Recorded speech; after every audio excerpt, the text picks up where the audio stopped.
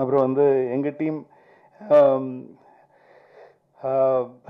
இந்த படம் ஆரம்பித்த டிஸ்கஷன்லேருந்து என் கூட இருந்த என்னோட டீம் வந்து யூனோ சரவணராஜன், எழில், சந்துரு, பிச்சு, வீர், மணி, அரசண்ணன் இவங்கெல்லாம் ஒர்க் பண்ணாங்க. இது தாண்டி வந்து என்னை ஃபர்ஸ்ட் டைம் வந்து ஒரு ஒரு ஒரு டயலாக் ரைட்டரோட நான் ஒர்க் பண்ணேன். விஜய் சார் கூட வந்து எனக்கு ரொம்ப வருஷமாக தெரியும் விஜய் சார். இந்த படத்தில் வந்து ஒரு டயலாக்காக வந்து அவருடைய இன்புட்ஸ் எங்களுக்கு ரொம்ப ஹெல்ப்ஃபுல்லாக இருந்துச்சு. தேங்க்யூ, அவருக்கு தேங்க்ஸ் சொல்லணும். மற்றபடி என்னோட ஐடிஸ் எல்லாருமே, எல்லார் பேரும் இப்போ சொல்ல வேண்டாம், படம் ரிலீஸ் ஆகி கண்டிப்பாக ஒரு வெற்றி விழாவில் நான் அவங்களெல்லாம் இன்ட்ரடியூஸ் பண்ணுறேன் அவங்களுக்கு. So Aditi, thank you very much for making that meet happen. So அவங்களுக்கும் நன்றி சொல்லணும். ஸோ இப்போ எல்லா பக்கம் போயிட்டுருக்கு, சைமல்டேனியஸாக எல்லாமே போயிட்டு இருக்கிறதுனால வந்து யாருக்கு நன்றி சொல்கிறது, யாருக்கு சொல்கிறதுங்கிறது தெரியல. அதுதான் மேட்ரு. ஸோ அதனால் வந்து படம் பார்த்துட்டு பேசுங்க. இப்போ நான் பேசினா கொஞ்சம் ஓவராக பேசுகிற மாதிரி இருக்கும். அதனால் வந்து நீங்கள் படம் பார்த்துட்டு பேசுங்க. அண்ட் ஐஸ்வர்யாவுக்கும் தேங்க்யூ வெரி மச்.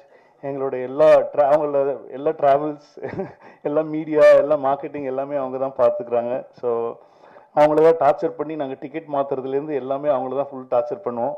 ஸோ அது எந்த ஒரு ஒரு ஒரு சந்தோஷமாக அவங்க அதை பண்ணுவாங்க. ஸோ அவங்களாம் சொல்லியிருக்கேன், சீக்கிரமாக ட்ராவல் ஏஜென்ட் ஆரம்பிங்க, நாங்கள்லாம் உங்ககிட்ட தான் டிக்கெட் போடுவோம் அப்படிங்கிறது. ஸோ எல்லா ஒர்க்கும் போயிட்டுருக்கு சவுண்ட் சைடு. அதனால தான் பிரேம் வந்தான், பிரேம்ஜி எல்லாம் சவுண்ட் சைடில் ஒர்க் பண்ணிவிட்டு அப்படியே நாங்கள் இங்கே வந்துட்டோம்.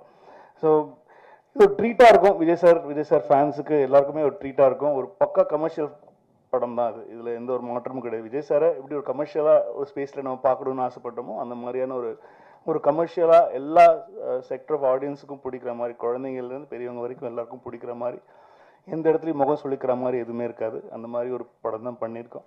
ஸோ நீங்கள் பார்த்துட்டு உங்கள் ஆசைகளை தெரிவிங்க.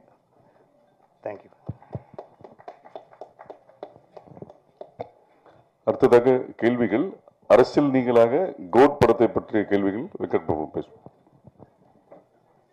சார் வெங்கட் பிரபு சார், இங்கே சார் ஒன்றும் இல்லை சார், ட்ரெய்லர் பார்த்தோம், சூப்பராக இருந்துச்சு, வாழ்த்துக்கள் சார். தேங்க்யூ. இப்போ வந்து எல்லா விஜய் ஃபேன்ஸுக்கும் வந்துட்டு ஃபஸ்ட்டு ஆடியோ லான்ச் இது நடத்துவீங்களா? அதுதான் வந்து பெரிய கொஸ்டினாக போய்கிட்டு இருக்கு. அதுக்கான பதில் வந்து நீங்கள் சொல்லுவீங்கன்னு பார்த்தா சொல்லலை. ஆஸ் எ விஜய் ஃபேன் நானும் வெயிட்டிங். இல்லை, அது நடக்கிற பிளான் உங்களுக்கு இருக்கா? அர்ச்சனா மேடம்கிட்டையும் கேட்டால் சொல்லணும். இல்லை, அது விஜய் சார் தான் சொல்லணும். அவங்க டிசிஷன் தான். ஸோ இதாக இருந்தனாலும் இன்னொரு ஃபியூ டேஸில் அனௌன்ஸ்மெண்ட் வந்துடும். இருக்குது இல்லை அப்படிங்கிற அனௌன்ஸ்மெண்ட் வந்து தளபதி தான் சொல்லணும். அஃபிஷியலாக நாங்கள் சொல்லிடுவோம். வெங்கட் சார், நீங்கள் வந்து நிறைய ஈவெண்ட்லையும் சரி ப்ரெஸ் மீட்லையும் சொல்லியிருக்கீங்க அஜித் சார்கிட்ட நான் நிறைய கற்றுக்கணுன்ட்டு. அதே மாதிரி விஜய் சார்கிட்ட என்ன கற்றுக்குனீங்க?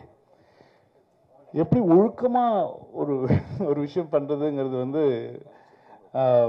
விஜய் சார்கிட்ட கற்றுக்கிட்டு. ஏன்னா ஒரு அவ்வளோ ப்ரொஃபஷனல், அந்த ஒரு லெவலில் இருக்கிற ஒரு அவ்வளோ பெரிய ஆக்டர், அவ்வளோ பெரிய மாஸான ஒரு சூப்பர் ஸ்டார் லெவலில் இருக்கிற ஒரு ஆக்டர் வந்து எந்த இடத்துலையுமே வந்து அவர் அவ்வளோ டவுன் டு எர்த், அவ்வளோ சிம்பிளாக எல்லாருக்கூடையும் ரொம்ப முதல்ல பயந்துட்டு இருந்தோம். முதல்ல வந்து இப்போ விஜய் சார்கிட்ட எப்படி நம்ம ஒர்க் பண்ண போகிறோம், எப்படி அவர்கிட்ட ஒர்க் வாங்குறது அப்படிங்கிறதுலாம். பட் ஆனால் வந்து ரொம்ப ஈஸியாக ஆக்கிட்டார், எல்லாருக்குமே ரொம்ப ஈஸியாக ஆக்கிட்டார். ஸோ அது கண்டிப்பாக அது வந்து கற்றுக்கணும். அது என்ன லெவலில் நம்ம இருந்தாலும் வந்து நம்ம கூட ஒர்க் பண்ணுறவங்கள வந்து கம்ஃபர்டபுளாக வச்சுக்கணும் அப்படிங்கிறது வந்து அவர்கிட்ட கற்றுக்கிட்டேன்.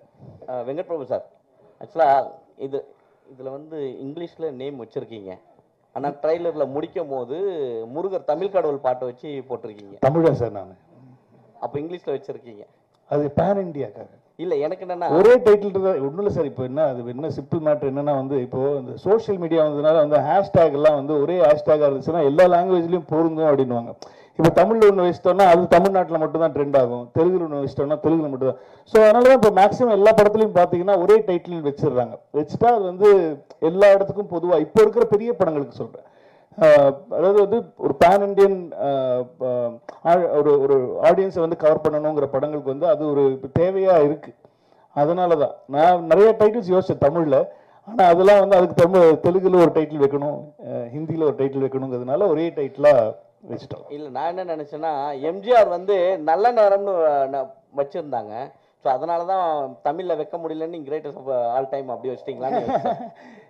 புரட்சி தலைவர் அவர் தான் வச்சிருந்தார் நல்ல நேரம், அதுக்கப்புறம் அந்த டைட்டில் எடுக்க முடியாதுன்றதுனால வச்சிருக்கீங்களோ?